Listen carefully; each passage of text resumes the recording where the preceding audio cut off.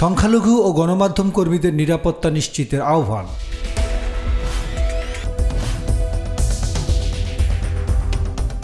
সামাজিক নিরাপত্তা বলয় তৈরির আহ্বান জানিয়েছেন বৈষম্য বিরোধী ছাত্র আন্দোলনের দুই সমন্বয়ক সার্জিক আলম ও হাসনাত আবদুল্লাহ। তারা বলেছেন, সংখ্যালঘু জনগোষ্ঠীর নিরাপত্তা নিশ্চিত করা সহ গণমাধ্যম কর্মী, অ্যাম্বুলেন্স, ফায়ার সার্ভিস, হাসপাতাল ও শিক্ষা প্রতিষ্ঠানের উপর যে কোনো ধরনের আঘাত প্রতিরোধ করতে হবে। এই সময়ে যে কোনো অপপ্রচার ও অপচেষ্টার বিরুদ্ধে দেশবাসীকে সচেতন থাকতে হবে। সোমবার রাতে গণমাধ্যমের সাথে কথা বলতে গিয়ে তারা এ আহ্বান জানান। সংখ্যালঘুদের উপর নির্যাতন প্রতিরোধের আহ্বান জানিয়ে সমন্বয়ক হাসনাত আবদুল্লাহ বলেন, প্রিয় দেশবাসী, আজ ছাত্র নাগরিক সবার গণবিস্ফোরণের কারণে আমাদের যে প্রাথমিক বিজয় অর্জিত হয়েছে, সেই বিজয়কে দীর্ঘায়িত করার জন্য আপনারা নিজ নিজ জায়গা থেকে সামাজিক নিরাপত্তা বলয় তৈরি করুন। আর আপনাদের পাশে যারা সংখ্যালঘু রয়েছেন তাদের নিরাপত্তা নিশ্চিত করুন। বাংলাদেশটা আমাদের সবার, এ দেশ আমাদেরই গড়তে হবে। গণমাধ্যম কর্মীদের উপর আঘাত ও অপচেষ্টার বিরুদ্ধে সচেতন থাকার আহ্বান জানিয়ে সমন্বয়ক সার্জিক আলম বলেন, আমরা যে বিশাল অর্জনের দ্বার প্রান্তে রয়েছি,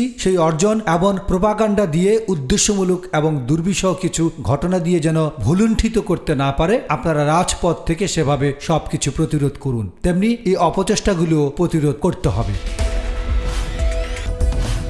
ডেস্ক রিপোর্ট, গণমানুষের আওয়াজ।